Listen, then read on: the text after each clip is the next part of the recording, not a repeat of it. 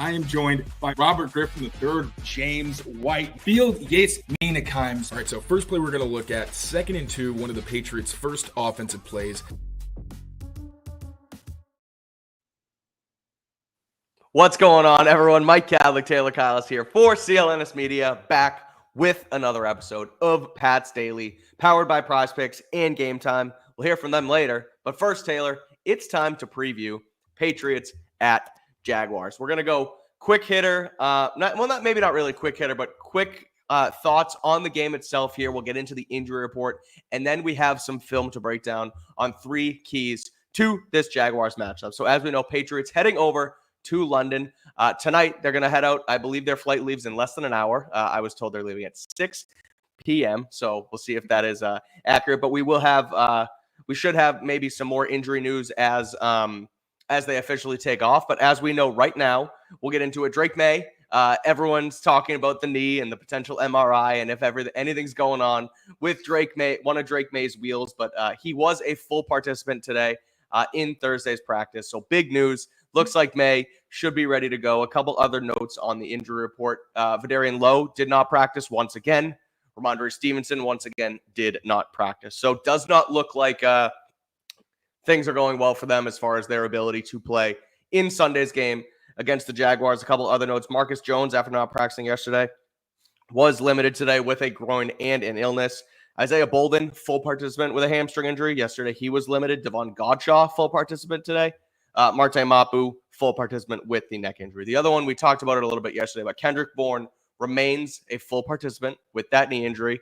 Looks like he's going to be at or around 100%. Today, he said that he's still working himself back up, but him being a full participant at practice tells me that he is about as good as he possibly can be. So, Patriots, like I said 3 times now, heading to Wembley to play Jacksonville. 2 teams, 1-5 versus 1-5. Doug Peterson potentially on the hot seat after the Jaguars are really struggling down the stretch. Patriots are as well, but new head coach, new quarterback here. So a little different standard, I would say. The other big thing here, the Mac Jones angle. He's not going to play. Trevor Lawrence is still their starter, but Mac Jones, Jaguars backup quarterback, as we know, former Patriots starter here. Drake Maye this week spoke a little bit about Mac. He was asked about if they've taken some, I guess, pointers from the way the Patriots developed and used Mac Jones as a rookie into Drake Maye's development plan. They said that they did. Like, they haven't said it directly, but they've insinuated, like, in the past, we didn't do a great job. And now exactly. Yeah, right. But I did like, too, that Mayo said that, he's friends with Mac and he hopes he has, continues on and has a good rest of his career. All of that being said, that's the high-level stuff. Let's get into the nitty-gritty because that's why Taylor Kyles is here. So we have 3 pieces to this game that are really the top storylines that Taylor so kindly broke down with film. First and foremost, the Patriots need to contain Jacksonville running back Tank Bigsby. He is their leading rusher on the season. He's also averaging 7.2 yards per carry on the year. And last week against the Texans, Taylor, the Patriots allowed 192 yards on 28 carries, which is 6.9 yards per carry. Not great. So how do they stop Tank Bigsby? Can they do it? Take us more in depth on this storyline heading into Sunday. Yeah, so Tank Bigsby wasn't really their leading running back. It's been Travis Etienne, but he's hurt. He may not even play. So it looks like Tank Bigsby is going to be their guy. Now, as you can see, 41 carries. Like, he's almost 50th in the NFL. Not a whole lot, but very few people have been more efficient. This dude, Tank, living up to his name, obviously, leads the NFL in yards after contact per rush, leads the NFL in missed tackles forced per rush, which has also helped him average the most yards per carry on the season. Now, obviously, probably not going to average 7.2 yards per carry if he becomes their lead back, but still very impressive what he's done in a pretty limited sample size. And like you mentioned, the Patriots run defense. Now, they've absolutely had their issues, but I think they've also acknowledged that it's like a few plays here or there, and that's really what it is. This isn't the defense that's getting gashed every time the offense is running the ball, because you can see when it comes to positive EPA per play, they're actually one of the better teams. You look at run stops, they lead the NFL because they're also getting run on more than most other teams. Part of that is because their pass coverage is very good. When they play man coverage, you really don't want to be in those situations against them. So the best idea is to run the ball. But one thing that stood out to me was their average depth of tackle 4.65 yards. That basically means that the running back has had a positive carry and then some before they're actually contacted. And with a guy like Tank Bigsby, we're going to go through the tape. When you see this dude's contact balance, you don't want to put those second-level defenders in too many situations where they have to tackle this guy one-on-one because he's an absolute beast. So I'm going to bring up the tape just to give you guys first an idea of what it looks like when Tank Bigsby is running the rock. So for the most part, he's had a lot of his success on downhill concepts. So it's been a lot of duo routes, right? The man block, power without a puller, where you're basically trying to get as many tackles as you can to the front side of the play. Also some inside zone, where instead of really the blocking basically going opposite the back in duo and gap schemes, in zone schemes, the running back is going to the same direction as the offensive line because you're trying to create cutbacks. But those downhill runs where he's had a lot of success. But as you'll see here, this dude's got some speed and burst where, yeah, you can defend the inside, and that's going to be the priority. But if you let him get outside, he can also rip off big gains. So first off, this dual run against the Colts, he's going to hit right between the tackles, down the teeth of the defense, break all these tackles, carry a defender into the end zone, get some help from his own guys. That fumble didn't count, but I'm going to go back one more time. This is that's a nasty run. So let's count the missed tackles. There's one missed tackle, two missed tackles. Then he's just going to carry this dude. Then Kenny Moore or whoever that was tried, like didn't work. Moore. Fantastic. Just bounced off him. Just bounced off him. Speaking of bouncing, you can also bounce these runs. So we've seen Ramondre Stevenson and Antonio Gibson love to make the defense think they're going to hit in between the tackles. Then when they squeeze inside, they bounce it outside and try to force defensive backs to try to tackle them in space. That's exactly what Tank's going to do here. He's going to see the alley. They wash everything down, bounce outside, force Jalen Ramsey to try to tackle him. That ain't going to work. Luckily, gets chased to the sideline. Now we have a fake power toss where they're going to make it look like they're running power to this side with this fullback who's really a tight end setting the edge and this guard pulling, but they're actually going to run a toss to this side. So we're going to see the fake power action. You see, they make it look like they're going to run left or defense is left. Right, Instead, Tank is actually going to go right, takes this handoff, cuts back and makes the first. He has some nasty vision, huh? Nasty vision. And look how he just puts this foot in the ground. Bam. Redirect, makes this guy miss. Then EJ Speed tries to bring him down. Arm tackles ain't gonna cut it, my friend. Then you got the safety trying to tackle him, and I fast forwarded because he's gonna take that one all the way to the crib. So once again, Tank Bigsby is an exceptional runner. Really tough to bring down, especially for those defensive backs. So you don't want to put him in positions to have to do that. Now, I will say, the Patriots last week, or really since week 3, as you saw in the graphic, they have not been a very good run defense. Like we put it right back up here. When it comes to where they struggle, it's mostly actually been against outside zone. You'll see I specifically made it since week 3 against the New York Jets. The reason I had that is because that's when they started playing all these Kyle Shanahan-y and, outside zone teams where they try to stretch you vertically, cut back on you, and then you're in a lot of trouble. But actually, last week, the Texans had 4 explosive runs on the Patriots. 2 of those were pure outside zone, but 2 of them were wham concepts. Wham, basically, when you use a tight end or a skill player to try to block an interior defensive lineman, makes it easier for those offensive linemen to get to the second level. And that's what's been troubling the Patriots because we talk about it on other shows. Raekwon McMillan has been a big liability, unfortunately. And also, teams running at the more pass rush specialist defensive ends are where you're really going to be vulnerable here. And the Jaguars do lean on those downhill concepts, but they also run outside zone. We've also actually seen them run trap and wham plays similar to what we're going to see in this cut up from the Patriots defense. So although we expect one thing, and the Patriots have been good against duo and outside zone, that's really where they're at their strongest. But when you kind of force them to go sideline to sideline, that can be where the vulnerabilities lie. So we're going to look at this wham play, right? Again, this is going to be designed so that the tight end right here, or the H-back really, because he's off the ball pretty much, he is going to take Davon Godchaux. And really the only reason this works is because Davon Godchaux has to recognize what's happening. And by the time the guy makes impact, this is supposed to be a fast-hitting play where you really don't have time to make anything happen afterwards. So you're going to get a seal here from this tight end.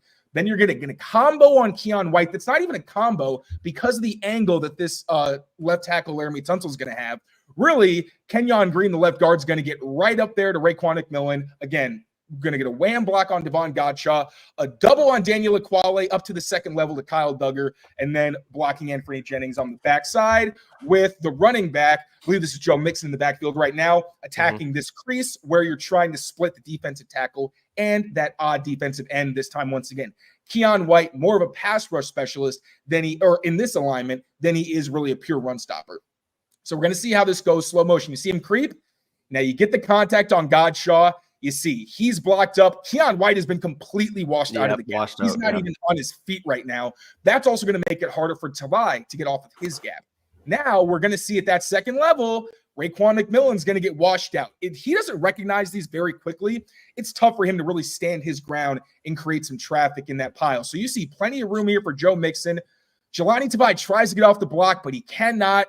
And then it's off to the races for Joe Mixon. Luckily, Jalen Hawkins is able to run him down and keep this from being a bigger play. But obviously, that's a big explosive. Now we're going to have another wham play. Once again, this off-ball tight end blocking Devon Godshaw. This is going to be more of a pure double team on Dietrich Wise here with, again, you're going to have the block. I'm sorry, this arrow should be here. I'm stupid. This should be on Sione Takitaki. It's all good. And then you get the backside blocks on Daniel Aquale and Anthony Jennings with the center getting right to Marte Mapu at the second level. Yeah, he's such a good tight end. He's going to do two things at once. All right. Anyways. All right. Then once again, running back, Joe Mixon is going to be hitting this gap between the crease. So, I put it some motion too fast. All right. Now, once again, you get the seal on Godshaw. You get the seal on Sione Takitaki, who's there right now instead of Jelani Tavai. But you're also going to see this double on Dietrich Wise. He's solid when he's one-on-one. But again, he's more of a pass rusher than a run stopper, right? The reason he's in there is because he gives you more juice if it turns out to be play action or a straight drop back.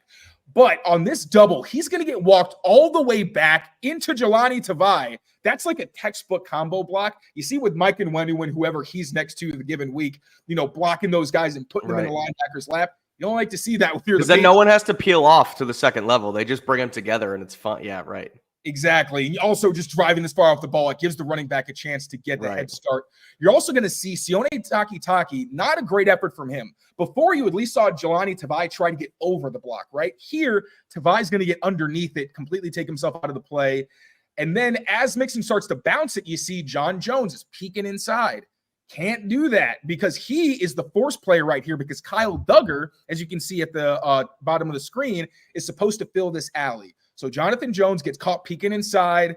Diggs gets just enough of him. He thought it was a penalty, John Jones. You're going to see kind of after the play. I don't know if you can see it on the All-22. Yeah, he's looking for the flag, but he's not going to get it. So those kinds of plays where you attack the more pass rushers for the interior of the defensive line, and if you can put that first level in the second level's lap, obviously that's going to be a win for the defense. But also, we mentioned it in some of our pods, Raekwon McMillan could see a smaller role on early downs, maybe a bigger role for Jelani Tavai at middle linebacker, and then a weak side linebacker, a mix of Christian Ellis, who DeMarcus Covington talked about a bunch today, and also Sione Takitaki, who, as we saw, can be on the ball or off the ball. But with Tank Bigsby, whatever they're running, you have to make sure that you are sturdy. Like run defense, anytime we ask these guys, it's really more about effort. Like, do you want to get blocked? No, then freaking do something about it.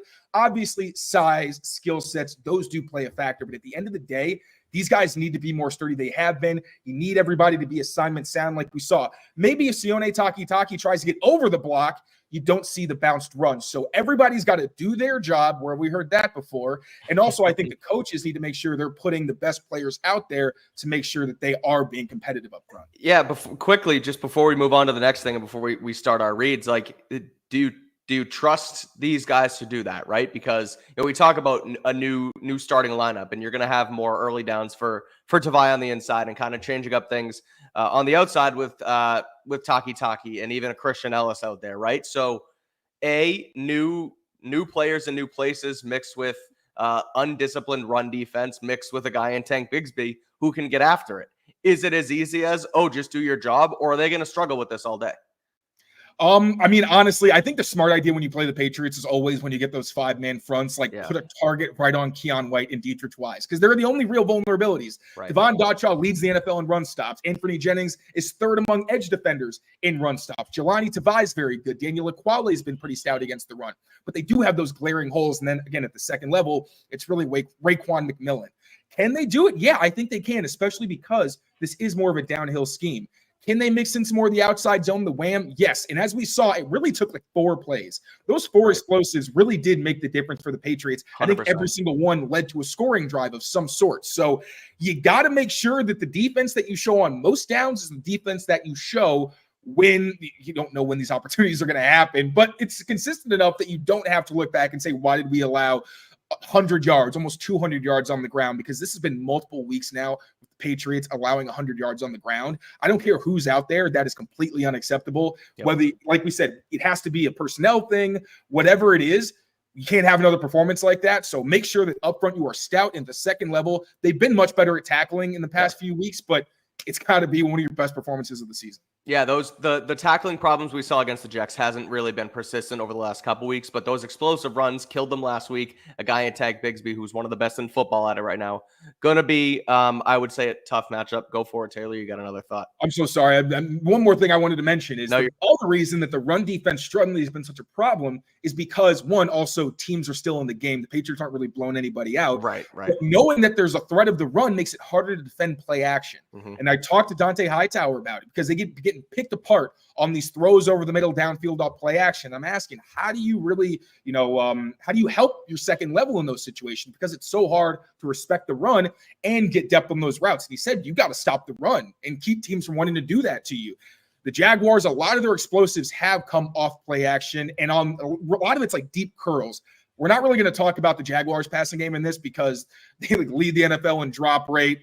Trevor Lawrence is up and down. The offensive line is super up and down. I don't really think that's very interesting for everybody who wants to know Patriot stuff. And we know their secondary is a strength. But if you can stop the run, mitigate the use of play action, you're going to make things a lot easier on your pass defense. All right, let's move on to the Patriots offense. But before we do, Taylor, quick word from our friends over at PrizePicks. PrizePicks is the best place to get real money sports action with over 10 million members and billions of dollars in awarded winnings. PrizePicks has made daily fantasy sports accessible to all. All you got to do is pick more or less on at least 2 players for a shot to win up to 100 times your cash. Make sure you run your game all season long on PrizePicks. And right now, throughout the start of the NBA season, there is a free Anthony Edwards square. All he has to do is score 1 point in Minnesota's season opener, and you get that as a free play on your lineup. So go check that out. Make sure you use the Anthony Edwards square. We also have a Thursday night football play coming out. I'll post it on my Twitter account. It'll be all over our CLNS YouTube and social media accounts as well. So make sure you check that out. It is Saints versus Broncos tonight on Thursday Night Football on Amazon. So make sure you follow along, play along, and check it out. And if you do, use code CLNS on PrizePicks to get $50 instantly after you play your first $5 lineup. Again, that's code CLNS to get $50 instantly after you play your first $5 lineup. PrizePicks, run your game. All right, Taylor.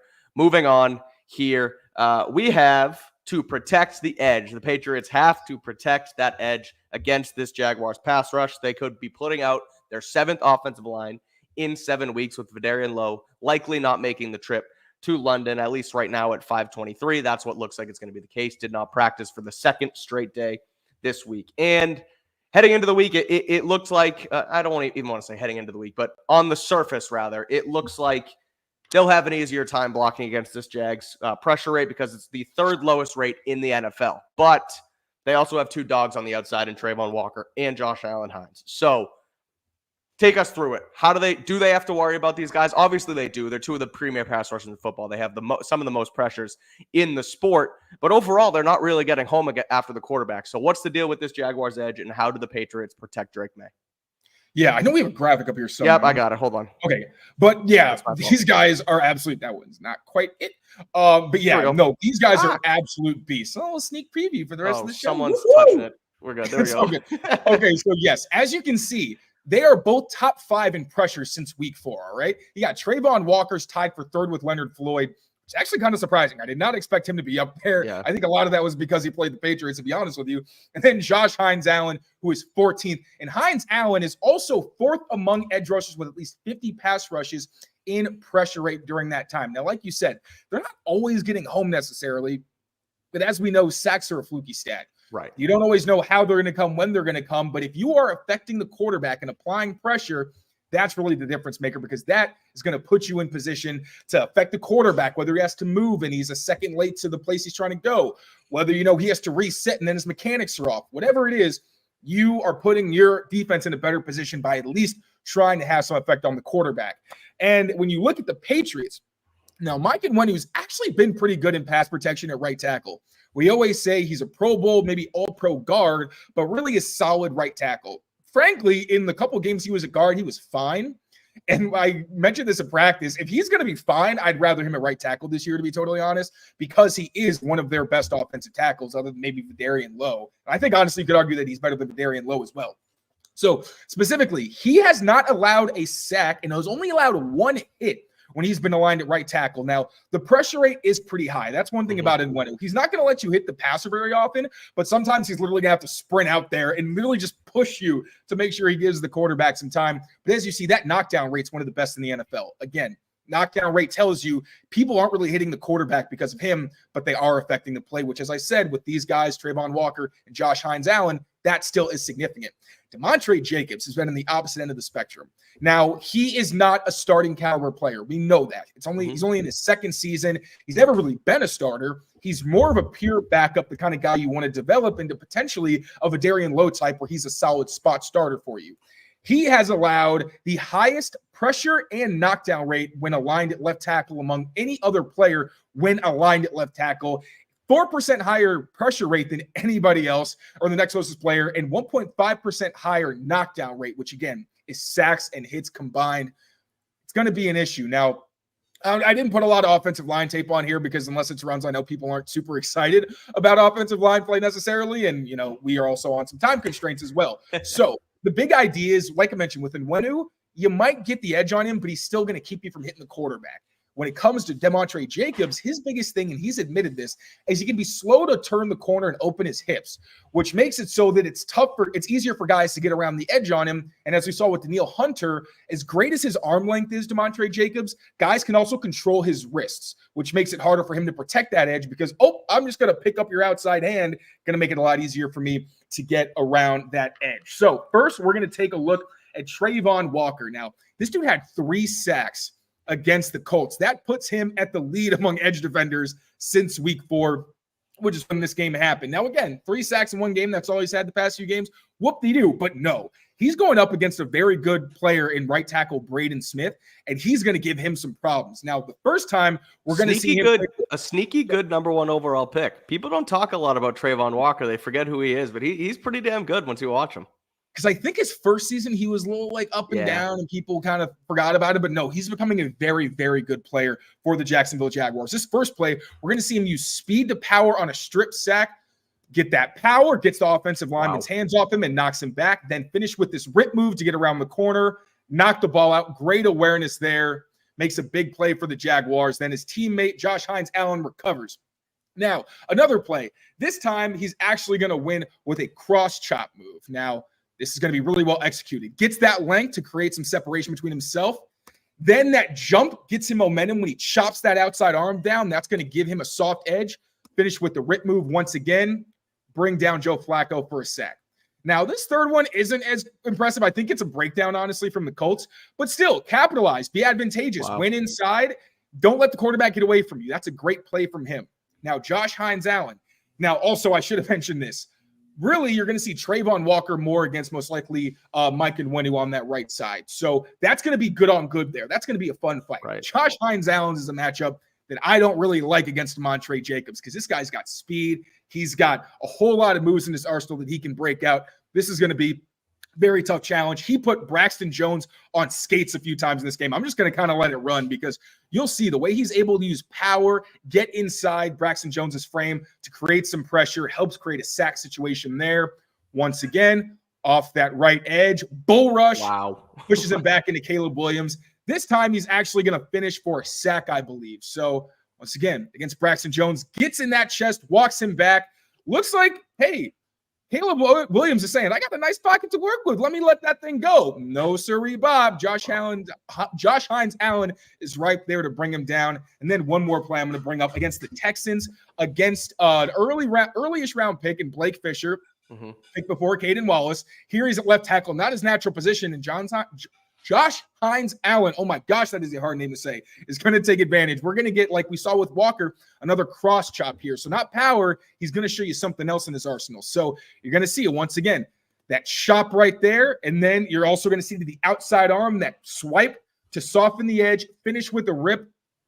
Almost gets to the quarterback. Doesn't quite get there. But again, showing the versatility. He's not just a power guy. He can also win with technique right there. So it's going to be a big challenge this week for the Patriots offensive line. Again, I think Mike Onwenu should be fine against Trayvon Walker. That's a battle where Walker's going to have his wins, but ideally Onwenu doesn't turn it into an actual contact on the quarterback. Demontre Jacobs, though, we saw last week, there were a couple times where he got beat pretty quickly. Could Drake Maye get the ball out of his hands faster? Yes. He was kind of kicking himself after the game. Literally on Tuesday or Wednesday when we were in the locker room, Maye was still upset about not getting the ball out faster. Right. And obviously the knee, however serious it is, whatever, you'd like him to not get hit. So if Demontre Jacobs can hold up, but also if the scheme can help him by not creating a lot of situations where Drake Maye has to hold on to the ball, and if Drake Maye can also help his offensive lineman by getting it out and playing on time, I think that'll mitigate a lot of this rush. The interior for the Jags isn't great. I think that's going to be good because we may see Layden Robinson at right guard.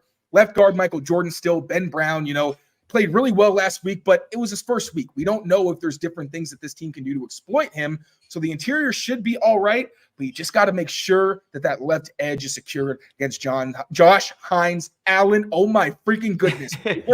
It's all good. No, to sort of put a bow on that, and for those listening in but not fully tracking the changes along the Patriots offensive line, just Verdarian Lowe not practicing, did not practice again today in Foxborough. Doesn't look like he's going to make the trip to London. So ideally, and this is kind of what we think will happen from watching practice and how they should, I guess, adjust this thing, is moving Demontre Jacobs from the right tackle back to the left side in place of Verdarian Lowe, kicking Mike Onwenu from right guard to right tackle, and then Layden Robinson slides in that place with Michael Jordan, we think, continuing at the left guard. I know he got hurt the other day at the end of the game, but likely have him back in on that side. So turning in their 7th offensive line combination in as many games.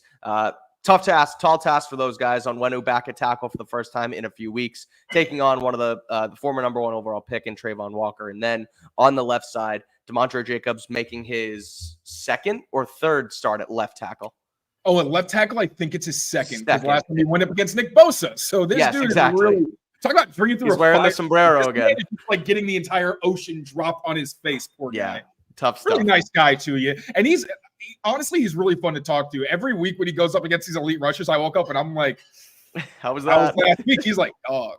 He knows. It's crazy that he's going up against this level of competition every week. But you also have to admire the dude. Like, he's hanging in there. It's not like he's losing every rep. He's putting some quality moments on tape. But when you're going against elite edge rushers and you're a guy who is not really a starting caliber player, skill set wise and experience wise, that's going to hurt.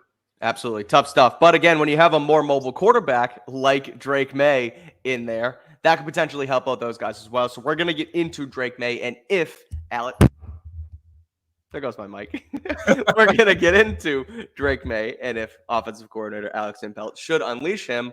But before we do, a quick word from our friends at GameTime. Head over to GameTime and get your tickets to Patriots versus Jaguars in London. You can do so for as little as $102 right now on the GameTime app. It's a safe, secure, and easy-to-use app where you get all of the best tickets for the lowest price. They also have their new GameTime Picks feature that filters out the fluff and shows you only incredible deals on great seats, so you don't have to waste your time searching through thousands of tickets. They just make the best ones available for you right out front. It's you can also customize your spot. They have other features as well. Super deals, great deals, amazing deals. It shows you the best deals anywhere right in the GameTime app. They also have the seat view feature that most apps don't have, where you can click into your seat and see exactly what the field is going to look like. so you don't get screwed, so you don't get put behind a pole. It's happened to me at Fenway Park before, and that's because I didn't use the GameTime app. I used a different app, and I wound up behind a pole, but not on GameTime. Hopefully there's no poles at Wembley Stadium either, but if you're taking the trip across the pond and haven't bought tickets yet, head over to GameTime. Use code CLNS for $20 off your first purchase. Terms apply. Again, create an account and redeem code CLNS for $20 off. Download GameTime today. What time is it, Taylor? Game time. It sure is game time. And you know what else time it is, Taylor? It's time to get to the section of the pod that everybody has been waiting for. It's Drake Maye time. Maye is making his second start against the Jaguars this weekend, and we think it's time to unleash him. Alex Van Pelt told us today that a strength of Maye's is pushing the ball down the field and doing so accurately. But how do they do it, right? We're going to go through it all. Taylor has the film broken down. He'll go through it first. But first of all, zone beaters, man beaters, off-schedule plays. That's what we're going to go with. We're going to start with the zone beaters. So, Taylor, break it down Drake Maye style for us. Yeah, so first of all, Drake Maye, in his first game as the starting quarterback, kind of blew Jacoby Brissett out of the water when it came to downfield passes. Now, we know that was not an area of strength for Jacoby. We don't need to beat that over the head. But, yeah, he was bottom 3 in every metric that you see for Drake Maye. And Drake, in week 6 specifically, he was top 10 as a downfield thrower. Downfield meaning 10 or more yards down the field, intermediate to deep being 20 yards. Jaguars defense has not been good against downfield passes. They have actually been one of the absolute leakiest defenses in the NFL. Surprise, surprise. I tweeted it last night. Every time I'm studying an offense that's played the Jaguars, I end up seeing the most egregious coverage breakdowns where it's like a pump will completely get somebody out of position or like they have no idea what's going on in zone coverage. So with that being said, also with their pass rush being pretty inconsistent, I figure, you know what? I think that this is obviously outside of the edge rushers. I really do think that this is the week that you can unleash Drake Maye and have him air it out and really play to his strengths rather than last week where I said you kind of had to protect him because the Texans are such a great pass defense. But as we saw, he had a lot of success against them and still left meat on the bone. So let's get into the tape right here. Like you said, we're going to start with some zone beating plays. Now, the Patriots, really all West Coast offenses, they love, it's in every offense, but especially the West Coast, they love their low zone beaters, whether it's Tampa 2, cover 3, whatever it is. They like to create conflict with underneath defenders to try to open up lanes down the field. Now, for the Patriots last week, we've broken down this play a few times. We're going to go over it once more. This high-low is going to feature a dig right here, and then Demario Douglas is on an option route that he's going to end up taking outside instead of sitting it down like you can do sometimes in a void and zone. It's going to go to Pop Douglas here. And the conflict defender is going to be right here, this slot defender. So we're going to see how this play goes from snap to throw. So Drake starts left, doesn't like it, goes to the middle, sees that this defender or this downfield receiver is covered. So what's he going to do? Make the smart decision, see that defender is out of position, go to Pop. He's open. Obviously, Pop makes a man miss, turns this into a huge play. Now, the Jaguars defense isn't quite as disciplined. They don't do as great a job as the Texans do at getting depth on these downfield routes and zone. So we're going to see very similar concept from pretty much the same formation from the Texans, right? Another West Coast offense. This is a high-low. This time, we're actually going to see the second level throw be the target. I believe this is Nico Collins, who's going to be the recipient. And you're going to get this defender who's pretending to blitz as the guy who's going to be putting conflict. So quick little window dressing there with this cheat motion. All right, so we're going to see this defender biting up on that underneath route. What's that going to do? Open up the second level dig. CJ Stroud's going to hit his man for the completion. That was week 4. Now, last week, we saw a similar concept from the Bears. This time, they're in an empty formation, and you're going to see this high-low, but instead of the dig, it's going to be more of a post, right? So it's going to go a little more vertical. Caleb Williams is going to do a nice job, kind of get a little bit of pump to influence the underneath defender and throw to the second level post. Once again, this guy right here, his linebacker, he's going to be the one they're trying to go after. Also, something I should point out, in these split safety zone coverages, when you go empty, it basically forces you to use a linebacker on a slot, on a receiver if you have 2 receivers to the same side, because both safeties are deep. Some defenses will say, all right, we're not doing that. You're not going to screw us and have a linebacker against a receiver, and they'll drop this guy and bump the linebacker inside. But once again, split safeties, these guys have deep responsibilities. This slot corner is covering a receiver. Now you're just going to have to figure it out with the linebacker against a receiver. And now we're going to see, like any linebacker, he doesn't even play this poorly. Really, it's a better job of Caleb Williams using his eyes. So you can see he's looking underneath at Keenan Allen. Linebacker says, oh, I'll take that. Nice anticipation from Caleb Williams throwing right behind his ear hole into the void in coverage for completion. Really nice job. Didn't something similar happen to Jelani Tavai this year in coverage where he played the zone coverage fine and the receiver just ran behind him because it's just a linebacker in zone coverage that, is not ideal in that situation? Against the 49ers, and that wasn't even better. Yeah, that's what it was. Yep. He was damn near 20. I think it was maybe more than 20 yards downfield. Right. Brock Purdy let it go, and he was just like, wait, over there? What are you talking about? Right. Down here, like I'm just supposed to take it away because of depth, but absolutely. And now we saw Drake Maye go short, and we've seen these other guys go to the second level. But we've also seen Drake Maye hit his second level read back in the preseason. Remember this play? This is one we all got excited about because he apparently missed it that week in practice, ended up coming back to it and completing it well. Another great example, like he showed earlier, of being able to go right to left and find this read efficiently. So once again, this time he's going to get to the second read. That's going to be not the second read. I'm sorry, the second level read. It's going to go to Javon Baker. You're going to put this defender right here in the slot in conflict. So Drake Maye starting right, doesn't like it, quickly gets to the left, sees that this defender is choking down on Jalen Polk's route. Drake says, all right, bet. I got Javon Baker coming open right behind him. Bingo. Exploits that void in zone.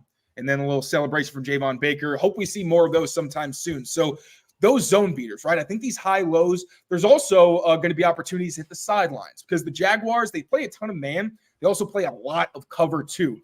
We saw Drake Maye last week, that little pump he gave to Kayshon Boutte. We covered it like in 2 other videos. I was like, if I put it in this one, I think I'm going to go crazy. Go back. I promise you can find it in any other film breakdown we've done this week. But being able to manipulate the defense and create those openings against zone coverage will be huge. Maybe he does it this week over the middle. But really, ideally, I think we saw a lot from Drake Maye and his ability to attack these zone coverages when defenders are looking at him. Now there's opportunities on the tape with schemes and plays that they have already in their offense, or at least very close variations of. Let's see if they can do it again.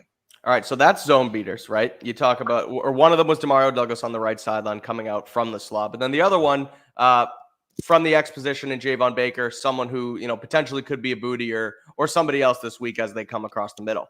But let's talk about man beaters because Drake Maye talked about it today, or yesterday rather, about Demario Douglas and how you can't cover him in a phone booth, and how he's a guy who, as soon as you have man coverage on him, you're going to go to that type of guy. He's basically turning into his Josh Downs here, where he's your go-to guy. You have him man on man. I trust my guy over yours, and I'm going to get in the ball. So how do they use man beaters against Jacksonville to potentially take advantage of them defensively?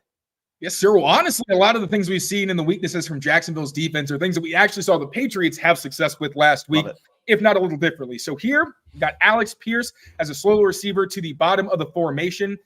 Where is my thing? There it is. All right, and he is going to be covered by the cornerback Brown for the Jaguars. Now, one thing about this release, it's kind of similar to what we saw from Boutte last week, but Pierce is actually going to use an inside release this time. That's going to give him even more room to get outside on this vertical route. You're going to see him quickly stack the defender. Not quite like we saw from Boutte. He smoked him, though.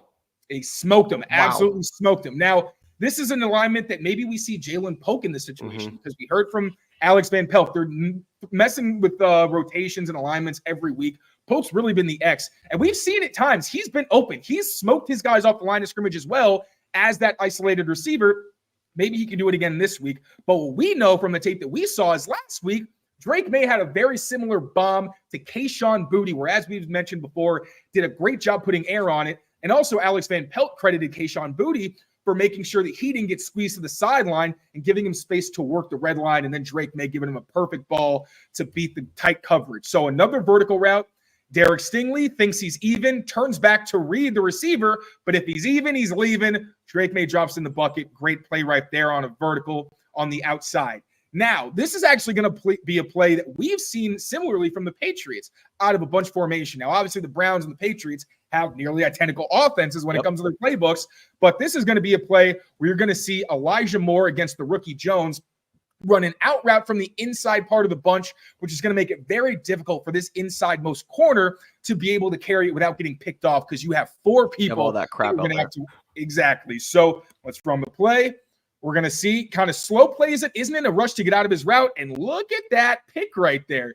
Jaguars do not do a very good job in their man coverage. And that's one thing that I appreciate about the Patriots when I watch teams like this.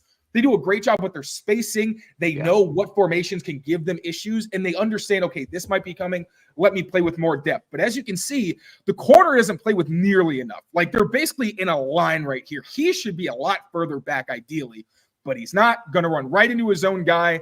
That out route's going to get open to the sideline. Easy completion for a conversion.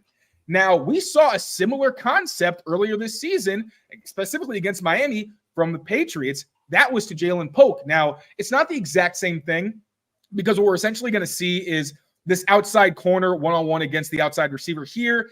Javon Holland is actually going to end up covering Jalen Polk, and you basically get a bracket on the point receiver right here. But it's a similar idea, right? You're trying to have a lot of traffic that a defender has to work through before he gets the receiver you're trying to throw to. Once again, out route from Polk.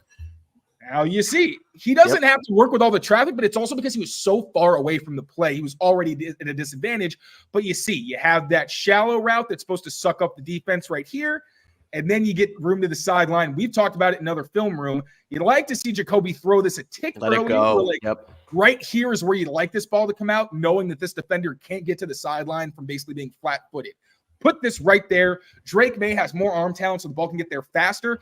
I also think he throws with better anticipation. That could be a potential man-beating opportunity in obvious passing situations out of bunch looks. You mentioned Demario Douglas. This is a play that's similar to what we saw last week from him. Khalil Shakir, another explosive, very talented slot receiver with a big arm quarterback. But if you hit these guys in stride, they can turn it into big plays. So another rookie from the Jaguars, Prince, is going to be covering Khalil Shakir one-on-one on a shallow crossing route, as you're going to see right here. Khalil Shakir is going to catch this ball in stride, really straightforward. Just misses the tackle, runs right into the end zone, makes another defender miss. Great play by Khalil Shakir, obviously. Those one-on-one situations where other defenders may not be in the area because they're looking at their man. Right. If you miss and your guy outruns you, there's no promise that that's not going to turn into an explosive play. Here, mismatch. Demario Douglas against a safety in Eric Murray. He's going to run a slant, win this one pretty easily. Get up in the defensive back's grill, win off the release. You see, Eric Murray tries his best to stay square, but he opens up right here. That creates the inside opening for Demario Douglas. Drake Maye hits him in stride. A little bit of a zip to try to get a little more space, but as you see, can't catch up to Pop Douglas. That's a touchdown. Another opportunity to potentially score when they get near the red zone. So a lot of these man beaters, once again, it's things we've already seen from the offense. So it's been put on tape. Maybe give it some different look, a little different window dressing so it's not quite as obvious. I don't know if we're going to see that necessarily. I don't want to get people's hopes up. But when Drake Maye drops back to pass, he should have opportunities, whether it's on the go balls, whether it's on the shallow crossers, or whether it's in these bunch looks where you're trying to create picks. There should be chances for them to get some explosive plays. I'm excited, Taylor. It feels like they have some answers to this test right here. The way we're breaking this thing down, you see. I feel like I'm in my own film study. You see our offense, you see that defense, you see how exactly this all lines up, and that's why Taylor does it. All right, one more thing on Drake Maye before we get out of here, and it's off-schedule plays. And now maybe there's a chance the off-schedule plays don't happen if Drake Maye's knee is actually that upset, but didn't look like he was wearing it's going to explode like Juju's. Yeah, right. Didn't look like he was wearing a brace today at practice. A full participant in both practices. I think he's going to be okay, Taylor. I'm sure he's about getting through security right now, getting on the air to London. And as we know, Drake Maye is not only a talented thrower, but he's also a talented runner. He can make things happen. He can make things happen off schedule with his legs, whether it's creating a first down or just creating himself more time in the pocket, outside of the pocket, to make a throw downfield. So how can he use those skills against this Jacksonville defense? Yes, sir. So I'm going to put it up. So off-schedule plays. First, we're going to see one from C.J. Stroud where he's able to get out of the pocket and make something happen with his arm. Now, gets to the top of his drop very quickly on a slant inside. You see Josh Hines-Allen, whose name I said perfectly that time. Look at that. It's interior pressure. Is going to make C.J. Stroud uncomfortable, force him off the spot. Now, Stroud, see, going to move like, do I need to get out of the pocket? Yeah, you kind of do because you still got cover. Still got a pressure bearing down on you. Does a great job getting out of the stack. C.J. Stroud's a sturdy guy, tough to bring down. Now, the guy he wants to go through right here is covered, but he's going to do a great job adjusting. I think that's Nico Collins breaking back inside. C.J. Stroud throws it across his body for a completion over the middle. Kendrick Bourne actually mentioned to us today that with Drake Maye, when he scrambles, you don't always necessarily have to go to the sideline like you would if it was a Mac Jones or a Bailey Zappi, where they don't have quite as much arm strength and torque to be able to go across their body with velocity. You want to throw to where they're already going. We saw last week, Drake Maye could throw it across his body. We're actually going to see that. Oh, no. We're going to see that in a second because I put it out of order like a freaking dingus. That's okay.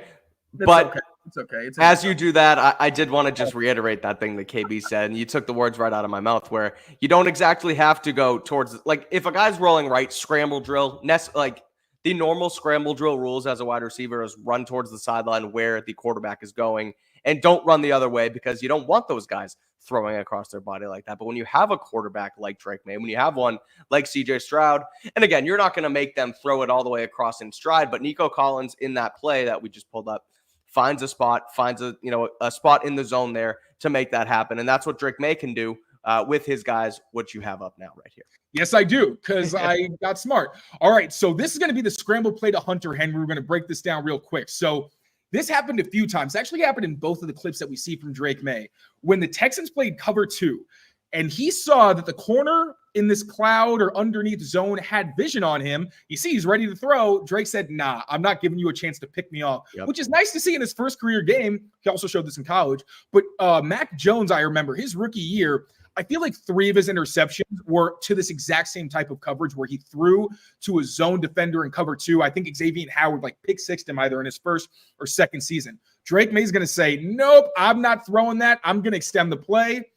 Then he's going to actually use a very subtle pump to get this defender out of position and help Hunter Henry get open. So you see that little kind of, he picks the ball up like he's going to throw somewhere else. Nope, he's not. So this defender is flat-footed, gives Hunter Henry an opportunity to shift kind of inside Drake Maye, not as far as CJ Stroud's, of course, but still throws it across his body. Concept. And that leads to a huge play. Now we're going to see what can happen if Drake Maye needs to use his legs like we also saw last week. So this time we're going to see Caleb Williams play fake, drops back. Now he's going to see his primary option, Keenan Allen. This robber safety is bearing down on the route. This is out of the progression. He's going to say, okay, I'll check it down. Can't do that either. This guy's about to run down and is going to pick six him if he tries to throw to the outlet receiver. But what does he have? A wide open pocket. Kind of panics a little bit. He's still trying. He has a good pocket. So he knows, all right, let me see if anybody gets open. Right. They don't. He says, you know what? Screw it. I'm just going to use my legs and pick up a big gain. Actually, both of these plays from CJ Stroud and Caleb Williams, I believe, came right before halftime as well. And the Jaguars defense only, it's kind of funny. Guess the only defense that's allowed more conversions on scrambles than the Patriots defense. The Jaguars. Damn it, I already freaking spoiled it. The Jaguars are second most. The Patriots have the most. The Jaguars have 6. The Patriots have 9. Jeez, I am in absolute preseason form right here. We're fine. We're rolling. This has been perfect. Come on now. Oh my God, I'm too hard on myself. I'm killing it. All right, so this is going to be another example again. Scramble play where Drake Maye this time is going to use his legs like we saw with Caleb Williams. Again, play fake from shotgun. Wants to throw this out. Doesn't have it because once again, this cornerback has vision on him. Thinks about throwing, doesn't, but he has a wide open pocket there. Gonna get outside, not as big of a run as we saw last time again, but still an explosive carry that gets the Patriots past midfield there. So there's going to be opportunities to scramble because the Jaguars, once again, have been one of the worst defenses in the NFL when quarterbacks are able to get out of the pocket. Yeah, Drake Maye's knee might affect him somewhat. But when you have Josh Hines-Allen or Trayvon Walker bearing down on you, the last thing you're thinking of is, oh, my knee. You're thinking of, oh, my body, my life, my future. And you're going to try to get away from those guys and make a gosh darn play. I think that Drake Maye is going to have opportunities to do that. So whether it's in structure, against man, against zone, if he's got to do it himself, there's going to be voids in this defense. The pass rush may give you opportunities to slip away. We saw it last week. There were some bad things with the inaccuracy, gets excited, throws a pick, the strip sack where he may have missed a read and kind of opened himself up to get hit. And then he's, oh, my arm and my shoulder hurts and all that. He knows that. I know that he's going to improve. We'll see how he is in London, different circumstance. You're across the pond, different schedule, blah, blah, blah. But I really do think this is going to be the week that we see him maybe get his first 300-yard game in his career. But certainly I think that he's going to have opportunities to air it out. This is... now, to be fair, this is the first in-depth game plan film room we've done together in a while. But, Taylor, you convinced me that offensively this team can go out there and beat the Jaguars, or at least score enough points to beat the Jaguars. The 300-yard game sounds like it can happen. He can run around on this defense. He can beat them in zone. He can beat them in man coverage. He can do things off platform. So I ask you, this is kind of impromptu, but since we haven't done it in a while on a Thursday, we have 5 minutes before Patriots Beat comes on. So if you're watching us now, stay on the channel because Alex and Brian are coming up at 6 p.m. But quickly before we get out of here, Taylor, game predictions. Who do you like? Final score, Patriots versus Jaguars on Sunday in London. I think I'm going to go Patriots 28, Jaguars 17. Okay, an 11-point win for the Patriots.